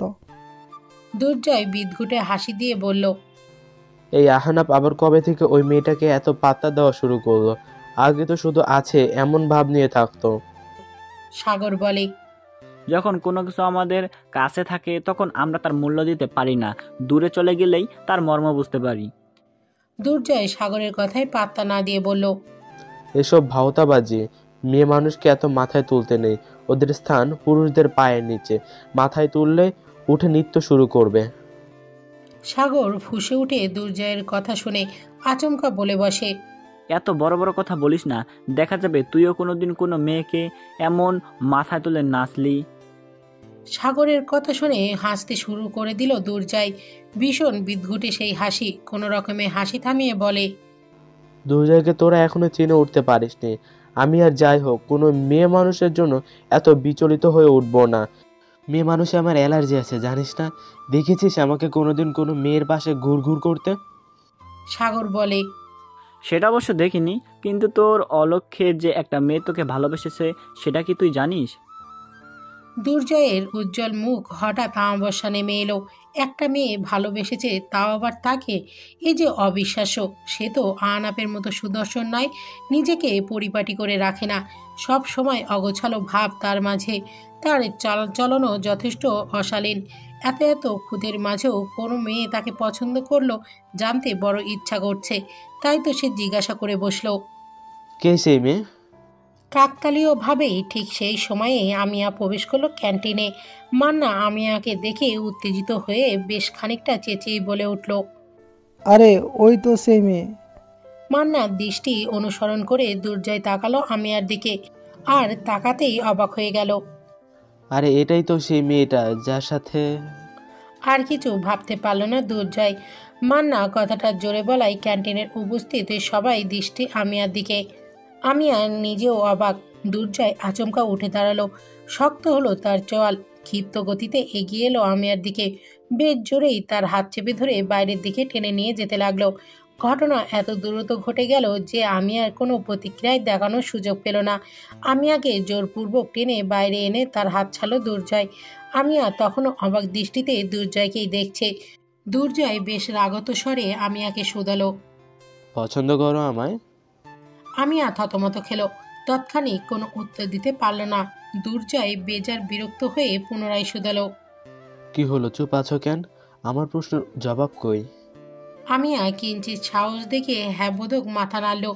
দুর্জয় কিছুক্ষণ অবাক হয়ে তাকিয়ে থেকে অতঃপর বিদ্রুপের হাসি হাসলো। বলেই ফেলল, এই দিন দেখাও বাকি ছিল। আরহাম চৌধুরী দুর্জয়, যার ভয়ে পুরা ক্যাম্পাস কাঁপে, তাকে কিনা তুমি পছন্দ করো? হ্যাঁ করি। তা কি দেখে আমায় পছন্দ করলে শুনি? আমার টাকা পয়সা দেখে? আমিয়া বিরক্ত হলো এমন প্রশ্নে। তার নিজের বাবাও একজন ধনী ব্যক্তি। তার এতটাও খারাপ সময় আসেনি যে টাকা দেখে কাউকে পছন্দ করতে হবে। অর্থের লোভ তার নেই। দুর্জয় এছাড়াও আর কোনো কারণ খুঁজে পেল না তাকে ভালোবাসার মতো। ছোট থেকেই নিজেকে এমনভাবে গড়ে তুলেছে যে আশেপাশে সবাই তাকে ঘৃণা করেছে। স্কুল, কলেজ, এমনকি বর্তমানে ভার্সিটিতেও সবার উপরে ত্রাসের রাজত্ব কায়েম করেছে। ছেলেরা তার দিকে চোখ তুলে তাকাতে ভয় পায়, আর মেয়েরা তো এক হাত দূর থেকেও তার দিকে তাকানোর সাহস পায় না। এমনই ইমেজ তৈরি করেছে সে নিজের। আর সেখানে এই মেয়ে কিনা তাকে পছন্দ করে। আমিয়াকে আবারও চুপ দেখে দুর্জয় বলে ওঠে, যদি আমার সম্পদ দেখে আমায় ভালোবেসে থাকো তাহলে বলে দিই, এইসব কিছু আমার নয়। আমার বাবা আজিজুল চৌধুরী তার সম্পদের এক কানাও তিনি আমাকে দেবে না, দিলেও আমি নেব না। তাই আমাকে ভালোবাসার মতো ভুল করো না। আমিয়া এবার আর চুপ থাকতে না পেরে বলে, আমি আপনাকে ভালোবেসেছি। আপনি ধন সম্পদের মালিক হন বা খালি পকেটে থাকুন, সেটা আমার কাছে ম্যাটার করে না। আমায় ভালোবাসলে তার জন্য পরীক্ষা দিতে হবে, তবেই আমি তোমাকে নিয়ে ভেবে দেখব। পরীক্ষা দেওয়ার জন্য প্রস্তুত থেকো। বলেই সেই স্থান ত্যাগ করলো। আজ তোর এনগেজমেন্ট আমিয়া। আমি শুভ্রর বাবাকে কথা দিয়ে ফেলেছি। আশা করি তুই আর এটায় কোনো ব্যাঘাত ঘটতে দিবি না। নিজের বাবার মুখে এমন কথা শুনে থমকে গেল আমিয়া। কিছুক্ষণ আগেই ভার্সিটি থেকে ফিরে এসেছে সে, তার মধ্যে যেন এমন কিছু শুনতে হবে সেটা ভাবতেও পারেনি। আজই দুর্জয়ের সাথে কথা বলল সে। দুর্জয় তার কাছে ভালোবাসার পরীক্ষা চাইলো, আর এখন কোন নতুন পরীক্ষার মুখোমুখি সে? আমিয়া হতবাক হয়ে তাকিয়ে আছে নিজের বাবার দিকে। তার বাবার অবস্থা একই রকম, তিনি নিজের সিদ্ধান্তে একবারে স্থির। আমিয়া প্রতিবাদের সুরে বলে ওঠে, আমি তোমার কথা মানতে বাধ্য নই বাবা। তোমাকে তো আমি বলিনি এমন কথা দিতে। আমি এই এঙ্গেজমেন্ট করতে পারবো না। তুই আমার উপর মুখ চালাচ্ছিস? হ্যাঁ, আমার মতের বিরুদ্ধে আমি কিছু হতে দেব না। খুব বড় হয়ে গেছিস। বাবার কথার মূল্য নেই কোনো? তোমার কাছেও তো আমার কোনো মূল্য নেই বাবা। মায়ের মৃত্যুর পর থেকে তো দেখে আসছি তুমি সবসময় নিজের সিদ্ধান্ত আমার উপর চাপিয়ে দিচ্ছ। আমার বিদেশে পড়তে যাওয়ার ইচ্ছা ছিল, কিন্তু তুমি আমাকে যেতে দিলে না। এখন আবার জোর করে আমার বিয়েও দিতে চাচ্ছ। তোমার জন্য নিজের আর কত স্বপ্ন আমি বিসর্জন দেব? আশরাফ শরীফ হতবাক হয়ে নিজের মেয়ের দিকে তাকালেন। তারই মেয়ে তার কাছে কৈফিয়ত চাচ্ছে। ব্যাপারটা ঠিক হজম হলো না। তিনি আবারও জোর দিয়ে বললেন, আমি অ্যারেঞ্জমেন্ট সব শুরু করে দিয়েছি। যথাসময়ে শুভ্ররা চলে আসবে। তুমি তৈরি হয়ে নাও। আমি তৈরি হব না। আমি এই এঙ্গেজমেন্ট করতে রাজি নই। এটাই তাহলে তোমার শেষ কথা? হ্যাঁ। দৃঢ় কণ্ঠে বলে আমিয়া। আশরাফ শরীফ আর রাগারাগি করে না, কোনো প্রতিবাদও করে না। চুপচাপ সবাই এসে বসে পড়েন। তার বুকের বাঁ পাশে হঠাৎ করেই ভীষণ ব্যথা অনুভব হলো। এমনিতেই তিনি হার্টের পেশেন্ট। এত চেঁচামেচি করা অবস্থায় বেগতি হয়ে উঠল। হঠাৎ করেই তিনি বুক চেপে প্রবল আর্তনাদ করে উঠলেন। আমিয়া ভয় পেয়ে গেল। ছুটে গিয়ে বাবার পাশে বসে বলল, কি হয়েছে বাবা? তুমি ঠিক আছো তো? এমন করছো কেন হঠাৎ? তিনি কোনো জবাব দিলেন না। আমি আর ভয় বাড়ল। সে আর সময় নষ্ট না করে তাদের পারিবারিক ডাক্তারকে ফোন দিল। তিনি দ্রুত আসবেন জানালেন। আমি আর তাদের বাড়ির দারোয়ানের সাহায্যে কোনো রকমে বাবাকে রুমে নিয়ে গেল। ডাক্তার এসে কিছুক্ষণ আশরাফ শরীফকে পর্যবেক্ষণ করে বলল, তোমার বাবার হার্টের অবস্থা একদম ভালো না।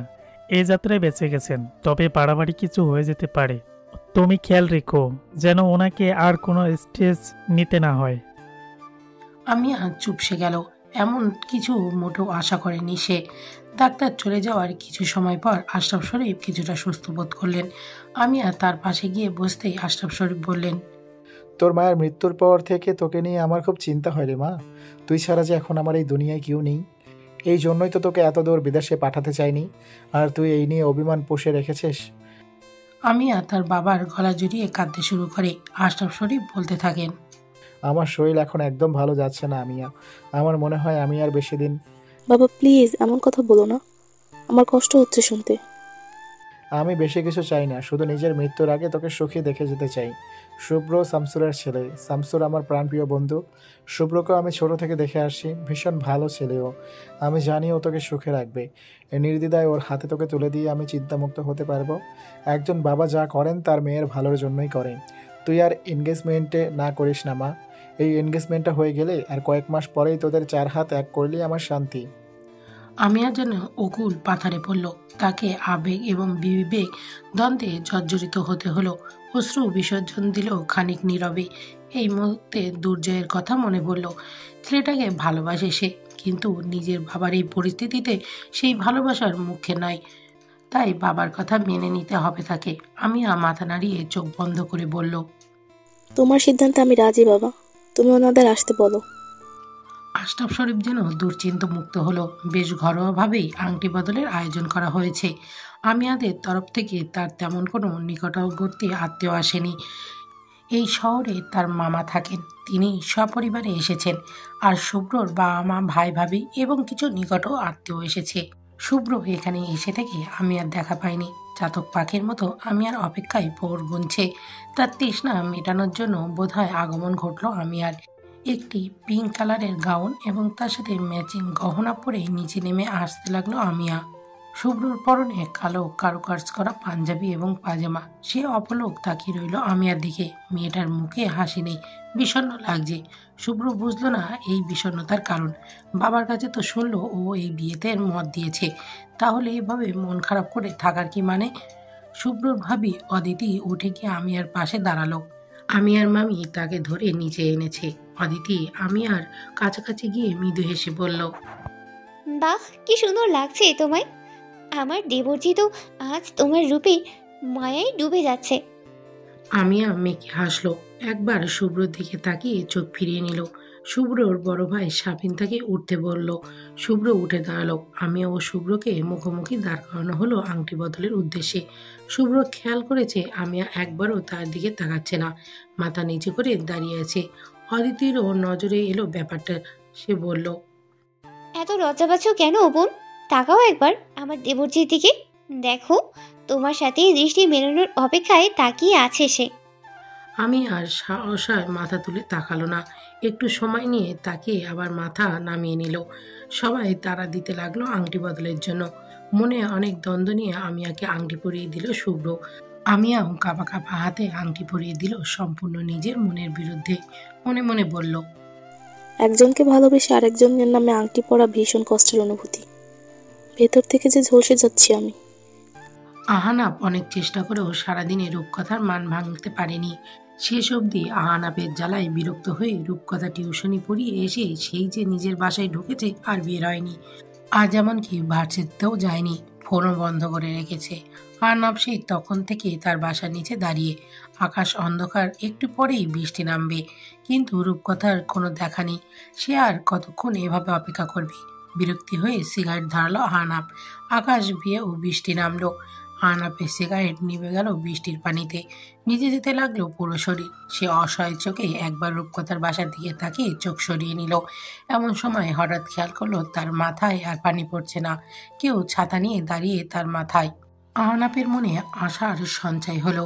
তবে কি রূপ এসে দাঁড়িয়েছে তার পাশে? প্রবল আশা নিয়ে পিছন ফিরে তাকাতেই আহানাপের মন ভেঙে গেল। কারণ রূপ না, দুর্জয় দাঁড়িয়ে ছাতা হাতে নিয়ে। আহানাপ মলিন কণ্ঠে বলল, ও তুই? কেন, কি ভেবেছিলি তোর দেমা কি প্রেমিকা আসবে?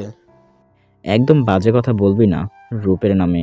আজ তোর জন্য রূপ আমার উপর রাগ করে আছে। তুই একটা সামান্য মেয়ের জন্য আমায় এভাবে বলছিস? সামান্য মেয়ে নয় রূপ, আমার ভালোবাসা। দুর্জয়ের কণ্ঠে হঠাৎ চাপা কষ্টের দেখা মিলল। হ্যাঁ, তোর ভালোবাসাই তোর রূপ। আমি তোর কে? সামান্য বন্ধু। আমাকে কেউ ভালোবাসিস না তোরা। এক মা আমাকে ভালোবাসতো, সেও আমাকে ছেড়ে গেল। বাবার তো আমার প্রতি কোনো ভালোবাসাই ছিল না। সমাজে সবার চোখে খারাপ ছেলে আমি। এক বন্ধুদের আপন ভাবতাম, তারাও পর করে দিচ্ছে। আমিয়া আজ উদাস মনে ভার্সিটির প্রাঙ্গণে পা রাখল।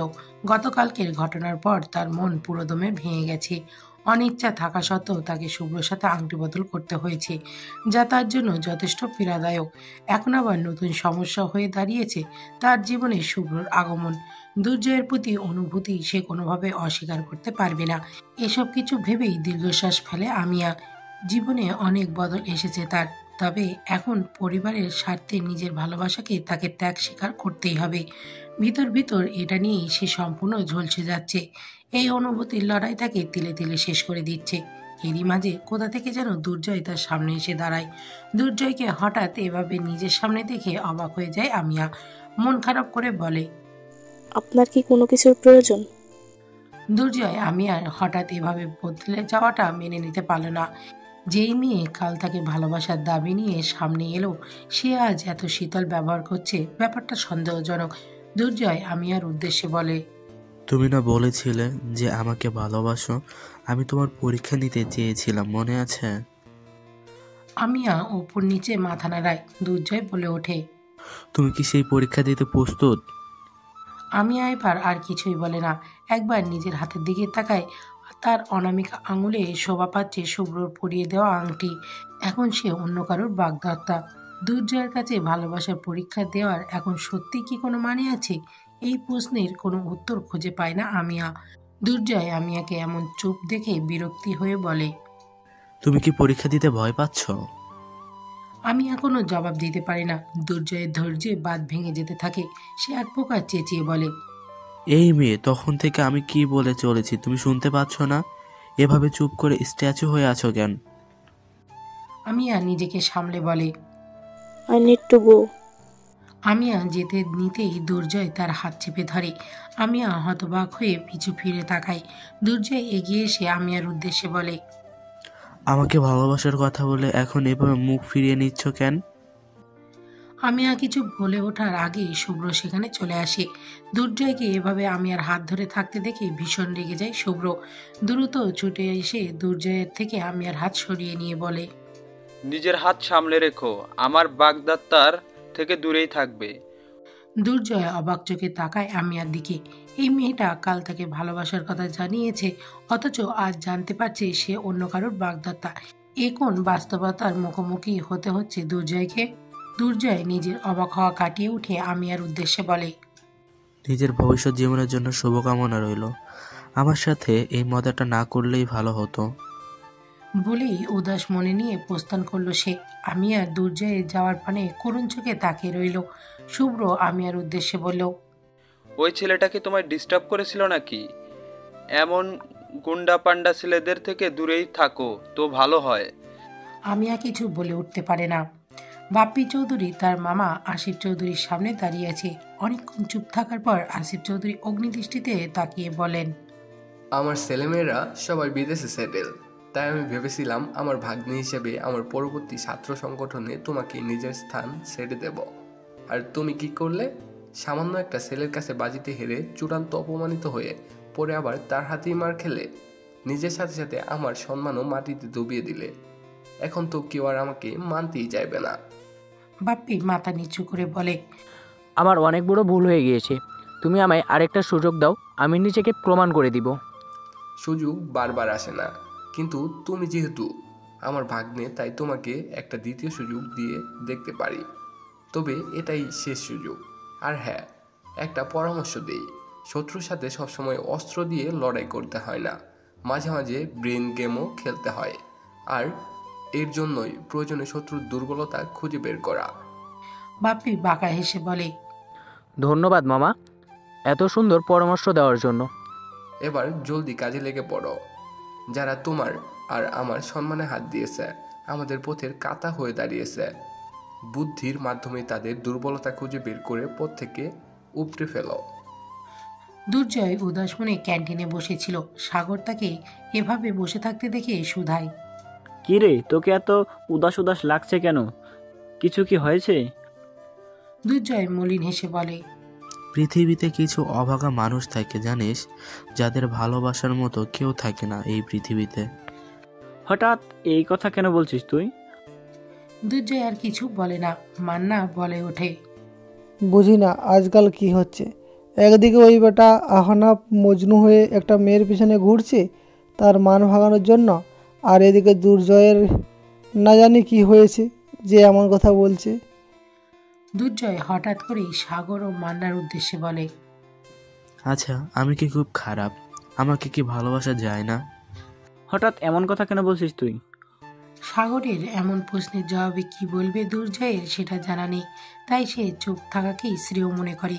কাল যখন আমিয়া তাকে পছন্দ করে বলেছিল, তখন এক অদ্ভুত ভালো লাগা কাজ করেছিল। তার মতো উচ্ছৃঙ্খল ছেলেকে কেউ একজন পছন্দ করে, এটা ভাবতেই মনের আনন্দে সঞ্চয় হয়েছিল। দুর্জয় চেয়েছিল মেয়েটাকে ভালোবাসা পরখ করে দেখতে, যদিও তার আমিয়ার প্রতি কোনো অনুভূতি ছিল না। কিন্তু এই প্রথম কোনো মেয়ে তার কাছে ভালোবাসার স্বীকারোক্তি করেছিল, তাই ভালো লাগা কাজ করেছিল। কিন্তু আর সেই সব ভালো লাগা বিলীন হয়ে গেল। দুর্জয় একটা দীর্ঘশ্বাস ফেলে বলে, আমি বুঝি অনেক খারাপ একটা মানুষ যে কারো ভালোবাসা ডিজার্ভ করি না। বলেই আবারও একটা সিগারেট ধরায়। আনাপ আজও রূপকথার পিছু নিয়েছে। রূপকথা আজ বিরক্ত হয়ে আনাপকে বলেই দিল, তুমি কেন বুঝতে পারছো না? তোমার উপস্থিতি আমার বিরক্ত করছে। আমার নিজের সব ভুলের জন্য ক্ষমা চাইছি তো, তাহলে তুমি কেন এমন পাষাণের মতো আচরণ করছো? কারণ আমি এত সহজে তোমায় ক্ষমা করতে পারবো না। আমি এখনো পারছি না সেই দিনটা ভুলতে। তুমি প্লিজ আর আমাকে ফলো করো না। তোমার উপস্থিতি আমাকে অস্বস্তিতে ভোগায়। তুমি আশেপাশে থাকলে আমার ভীষণ বিষাক্ত অনুভূতি হয়। যদি সত্যি আমায় ভালোবাসো তাহলে আমাকে একা থাকতে দাও। আহনাফের হঠাৎ ভীষণ কান্না পায়। সে নিজের আবেগ নিয়ন্ত্রণ করে বলে, ঠিক আছে, তুমি যা চাও তাই হবে রূপ। তুমি যতক্ষণ না চাইবে আমি আর তোমার সামনে আসবো না। আশা করি তোমার এই অভিমান কেটে যাবে। আমি অনন্তকাল অপেক্ষা করতে রাজি আছি, সেই সময়টার জন্য যখন তুমি আমাকে অন্তর থেকে ক্ষমা করতে পারবে। তবে একটা কথা জেনে রেখো, আমার ভালোবাসা তোমার প্রতি সবসময় একই ছিল এবং একই থাকবে। কোনো একদিন আমি নিজের জীবন দিয়ে হলেও এই ভালোবাসার প্রমাণ দেব। বলেই দ্রুত স্থান ত্যাগ করে আহনাফ। রূপকথা তার যাওয়ার বাণে তাকিয়ে দীর্ঘশ্বাস ফেলে। আমিয়া বাসায় এসে মন খারাপ করে বসে আছে। তার বারবার মনে পড়ছে দুর্জয়ের ওই অসহায় মুখশ্রী, যা তাকে বিন্দুমাত্র শান্তি দিতে চাচ্ছে না। একটা ছেলে যাকে সে গতকাল ভালোবাসার প্রতিশ্রুতি দিয়েছিল, আজ তাকে এমনভাবে ঠকালো। হ্যাঁ, এটা তো এক প্রকার ঠকানোই হয়। নিশ্চয়ই ছেলেটা অনেক বেশি কষ্ট পেয়েছে। এটা ভেবেই সে ঘুমড়ে মরছে। আমিয়ার সাথে এমন আগে কখনো হয়নি। আমিয়া বুঝতে পারছে না এই পরিস্থিতিতে কি করা উচিত। এমন সময় তার ফোনে কল আসে। রূপকথা ফোন করেছে। আমিয়া এত বিরক্তির মাঝেও ফোনটা রিসিভ করে বলে, হ্যাঁ রূপ, বল কি বলবি। তুই ঠিক আছিস সামিয়া? হ্যাঁ, ঠিক থাকবো না কেন? তোর গলা শুনে আমার কেমন যেন সন্দেহ হচ্ছে। গলাটা একটু খারাপ হয়েছে। আমার সাথে মিথ্যা বলে লাভ নেই আমিয়া। আমি তোর মনের কথা বুঝতে পারি, এটা ভুলে যাস না। এমনি এমনি তোর বেস্ট ফ্রেন্ড হয়নি। বল আমায় কি হয়েছে। আমিয়া একটা দীর্ঘশ্বাস ফেলে। কিভাবে এখন যে সব ঘটনা খুলে বলবে, বলতে ইচ্ছা করছে না। আবার রূপের কাছে মিথ্যাও বলে লাভ নেই, তাই সে বলে, বাবা আমার বিয়ে এক প্রকার ঠিক করে ফেলেছে। গতকাল আংটি বদলও হয়ে গেছে। রূপকথা অবাক হয়ে বলল, এত কিছু হয়ে গেল অথচ তুই আমায় জানানোর প্রয়োজন মনে করলি না? এ কেমন বন্ধু তুই আমার। জানানোর সময় পাইনি। সবকিছু এত জলদি হয়ে গেল যে, তাছাড়া আমি এটা মন থেকে মেনেও নিতে পারছি না। কি সমস্যা হয়েছে বল আমায়। আমার হবু বর কে জানিস? রূপকথা সন্ধিহান স্বরে বলে, না, কে? আমি কি তাকে চিনি? হ্যাঁ, খুব ভালো করে চিনিস। তিনি আর কেউ নন, তোর প্রিয় টিচার প্রফেসর শুভ্র। রূপকথা বিস্ময় হয়ে যায় আমিয়ার কথা শুনে। অবাক স্বরে বলে ওঠে, তুই সত্যি বলছিস আমিয়া? শুভ্র স্যারের সাথে তোর বিয়ে হবে? আমিয়া উদাস সুরে বলে, জি। এটা তো খুব ভালো ব্যাপার। শুভ্র স্যার অনেক ভালো মানুষ। কলেজে ওনার কত সুনাম, কোনো স্ক্যান্ডাল লোকটার নামই নেই। এমন কাউকে বর হিসেবে পাওয়া তো ভাগ্যের ব্যাপার। তাহলে তুই মন খারাপ করছিস কেন? আমিয়া এমনিতেই বিষণ্ণ মনে ছিল, এখন আবার রূপকথার এমন কথা তার রাগের পারদ আরো বাড়িয়ে দেয়।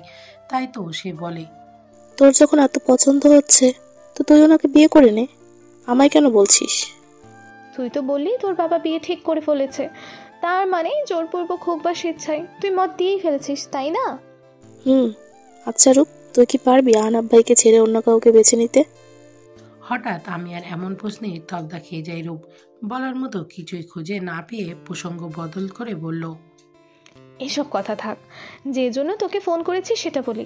আজ আমি একটা বৃক্ষরোপণ মেলায় অংশ নেওয়ার জন্য সাভারের ওইদিকে যাচ্ছি। ফিরতে একটু রাত হবে। আমি চাচ্ছি তুই আমার সাথে আয়। আমি যেতে পারবো না রে, আমার মন মানসিকতা বেশি ভালো নেই। এসব বলে আমি শুনবো না, তোকে আসতেই হবে। বোঝার চেষ্টা কর রূপ, আমি যেতে পারবো না। তুই আহনাফ ভাইকে নিয়ে চলে যা। ঠিক আছে, তোদের কাউকে আসতে হবে না, আমি একাই চলে যাব। বলেই রূপকথা ফোন রেখে দেয়। আহনাফের সাথে দূরত্ব তৈরি হওয়ার পর তার কোনো সঙ্গের প্রয়োজন, অথচ তার প্রিয় বান্ধবী তাকে পাত্তাই দিচ্ছে না। এর থেকে কষ্টের আর কি হতে পারে। রূপকথা একটা দীর্ঘশ্বাস ফেলে। এখন সে একাই যাওয়ার সিদ্ধান্ত নিল। এই উপলক্ষে মনটাকে একটু অন্যদিকে ডাইভার্ট করা যাবে। ফাগুন মাসি কাঁচা বাসি গুনগুনিয়ে ভ্রমর আসি। হাই ফাগুন মাসি কাঁচা বাসি গুনগুনিয়ে ভ্রমর আসি। প্রেমের লাগে বুকটা করে আ আ উ। দুষ্টু কোকিল ডাকে রে cook cook cook cook cook cook cook, মনে বাঁশি বাজে রে cook cook cook cook cook cook cook. চোখে চোখে কথা বলো, মুখে কিছুই বলো না, ভালোবাসার নামে কেন করো শুধুই ছলনা। হ্যাঁ, চোখে চোখে কথা বলো, মুখে কিছুই বলো না, ভালোবাসার নামে কেন করো শুধুই ছলনা। থাকলে তুমি আশেপাশে, মনে আমার আবেগ আসে, প্রেমের লাগে বুকটা করে আ আ উ। দুষ্টু কোকিল ডাকে রে cook cook cook cook cook cook cook, মনের বাঁশি বাজে রে cook cook cook cook cook cook cook. ঢাকার একটি স্বনামধন্য বারে বসে উক্ত গানে বার ডান্সারের নাচ উপভোগ করে চলেছে বাপ্পি চৌধুরী। তার মাথায় এখন প্রতিশোধের আগুন জ্বলছে। তার থেকে খানিক শান্তি পেতে এখানে আসা। একের পর এক মদের গ্লাস ফাঁকা করে চলেছে সে। মনে তবুও শান্তি আসছে না। আহনাফের করা সেদিনের অপমান এখনো বুকে বাজছে। ছেলেটার এত বড় সাহস, তার গার্লফ্রেন্ডের গায়ে থুতু ছিটায়। এর প্রতিশোধ নিতেই হবে। বাপ্পি চৌধুরী বসে বসে এসবই ভাবছিল। তখনই তার চেলা মুন্নার আগমন ঘটে। মুন্নাকে দেখেই বাপ্পি বলে ওঠে, কিরে, যার খোঁজ নিতে পাঠালাম তার খোঁজ কি পেলি? মুন্না বিদ্ঘুটে হেসে বলে, আপনার দেওয়া কাজে আমার কখনো ভুল হয়েছে ওস্তাদ? আজকেও হয়নি। আমি ওই আহনাফের দুর্বলতার সব খোঁজ নিয়েছি। মেয়েটার নাম হচ্ছে রূপকথা খানম, বাসা মিরপুরে। তবে কি? আজ মেয়েটা সাভারে বৃক্ষরোপণ মেলায় যাচ্ছে, তাও সম্পূর্ণ একা। ফিরতে বেশ রাত হবে।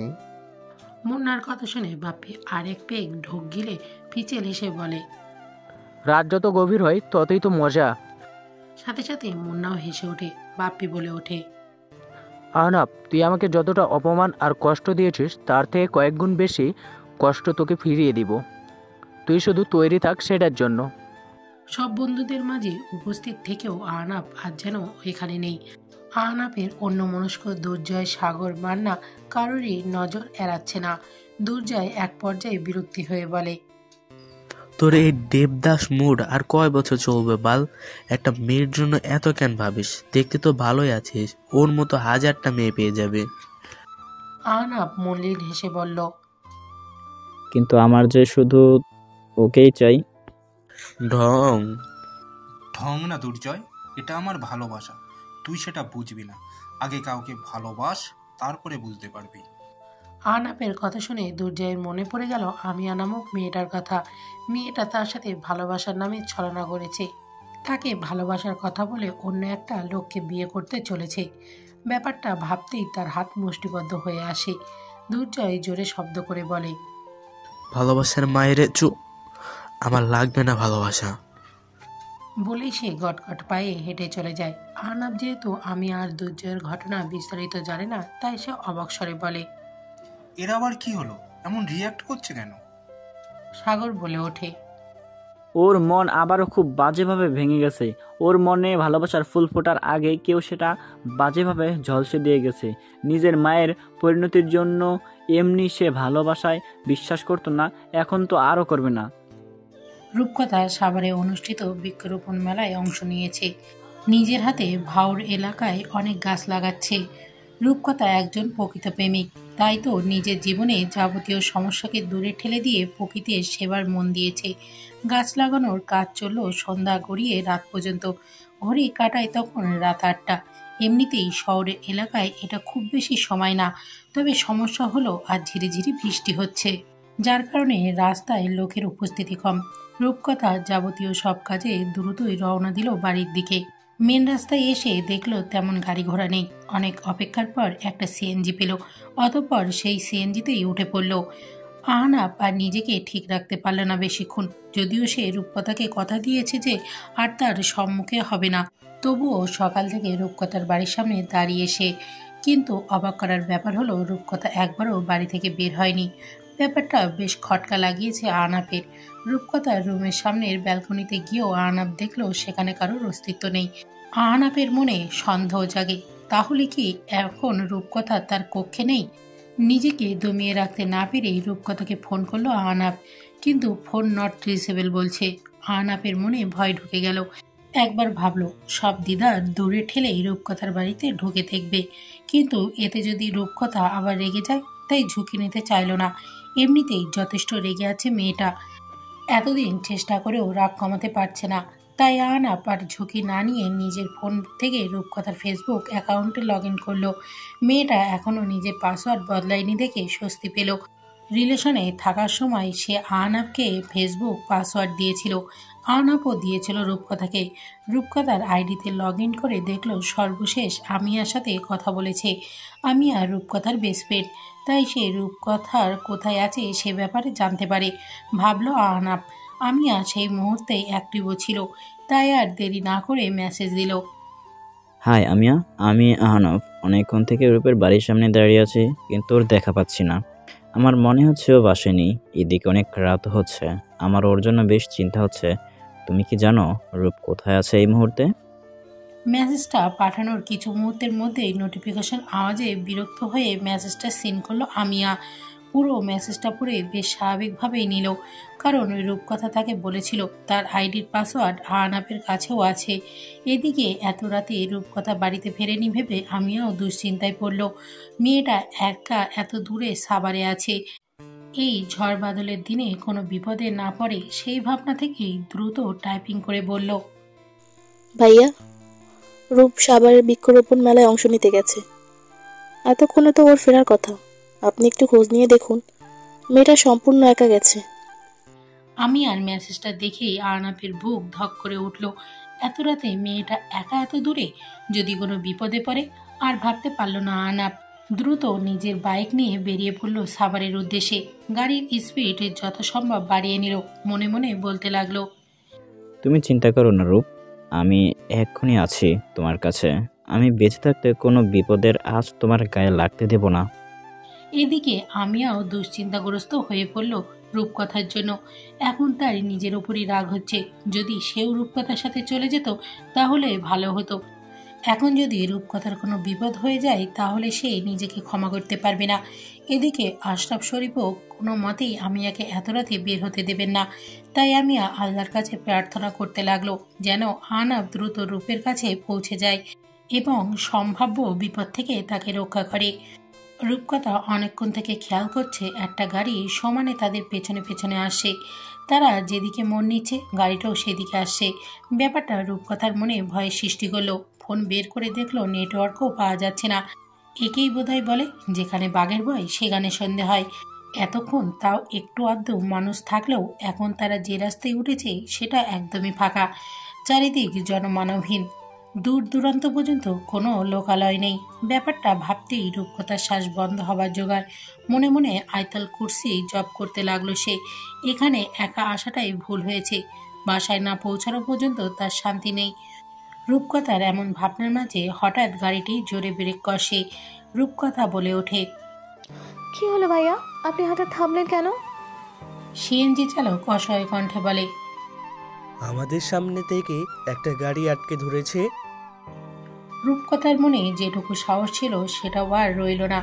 ভয়ে অন্তরাত্মা কেঁপে উঠল। সম্ভাব্য ফলাফল অনুধাবন করতে পেরে দ্রুত গাড়ি থেকে নেমে পেছন দিকে দৌড় দিল। 4-5 জন লোক তার পেছনে দৌড়াতে লাগলো। এদিকে একজন এগিয়ে এসে সিএনজি চালকের গলায় চাকু ধরে বলল, একদম বাড়াবাড়ি না, চুপচাপ সিএনজিতে উঠে বস। এখানে যা কিছু হচ্ছে তার সাথে তোর কোনো লেনদেন নেই। সিএনজি চালক ভয়ে গুটিসুটি মেরে থাকে। রূপকথা প্রাণপণে দৌড়ে চলেছে, থামলেই বিপদ, তাই দেহে সমস্ত শক্তি কাজে লাগিয়ে দৌড়চ্ছে। কিন্তু এভাবে আর কতক্ষণ। তাই সুযোগ বুঝে একটা পরিত্যক্ত বাড়ির মধ্যে ঢুকে লুকিয়ে থাকে রূপকথা। তাকে ধাওয়া করতে করতে কয়েকজন লোকও চলে আসে সেই স্থানে। তাদের মধ্যে ছিল বাপ্পিও। সে তার অনুসারীদের উদ্দেশ্যে বলে, আমার মনে হয় এই মেয়ে এখানে কোথাও লুকিয়ে বসে আছে। তোরা চারিদিকে খোঁজ, ওকে কিছুতেই পালিয়ে যেতে দিলে চলবে না। ওই আহনাফের প্রাণভোমরা আছে ওর মধ্যে। রূপকথা বুঝলো এভাবে বেশিক্ষণ টিকতে পারবে না। লুকিয়ে থেকে সে ওদের সব কথা শুনল। যত দ্রুত বুঝলো আহনাফের সাথে শত্রুতার জেরেই এই লোকগুলো তার পিছু নিয়েছে। রূপকথা নিজের ফোন বের করলো। অল্প স্বল্প নেটওয়ার্ক পাওয়া যাচ্ছে। রূপকথা যেন আশার আলো খুঁজে পেল। 999-এ ফোন করতে যাবে এমন সময় তার ফোন বেজে উঠল। আহনাফের কল। ফোনে রিংটং শুনে সবাই দাঁড়িয়ে গেল। বাপ্পি সবার উদ্দেশ্যে বলল, শুনতে পাচ্ছিস? মেয়েটা মনে হয় এদিকে লুকিয়ে আসে, চল আমার সাথে। রূপকথা বুঝলো বাঁচার আর কোনো উপায় নেই, এভাবে আর বেশিক্ষণ টেকা যাবে না। তাই সে পাশে পড়ে থাকা একটি রড তুলে নিয়ে এগিয়ে এলো। বাহাদুরির সাথে বলল, কেউ এক পাও সামনে এগোবি না, না হলে কিন্তু আমি এখানে একদম রক্তারক্তি বাঁধিয়ে ফেলবো। বাপ্পি সহ তার অনুগতরা সবাই হেসে উঠল রূপকথাকে দেখে। বাপ্পির চেলা মুন্না বলল, তুই একা মেয়ে, আমাদের কি করবি বে? শুধু চেয়ে চেয়ে দেখ আমরা তোর কি অবস্থা করি। রূপকথা যতই সাহসিকতা দেখাক, সে জানে এদের সবার সাথে সে একা পেরে উঠতে পারবে না। তবুও সে এত সহজে হার মানবে না। নিজেকে বাঁচাতে শেষ অবধি লড়বে, হয় মরবে না হয় মারবে, কিন্তু বিনা যুদ্ধে নাই দিবে সুচক্র মেয়েদেরই। রূপকথার লোহার রডটা হাতে নিয়ে দাঁড়িয়ে থাকে। মুন্না তার দিকে এগোতেই নিতেই তার মাথায় আঘাত করে।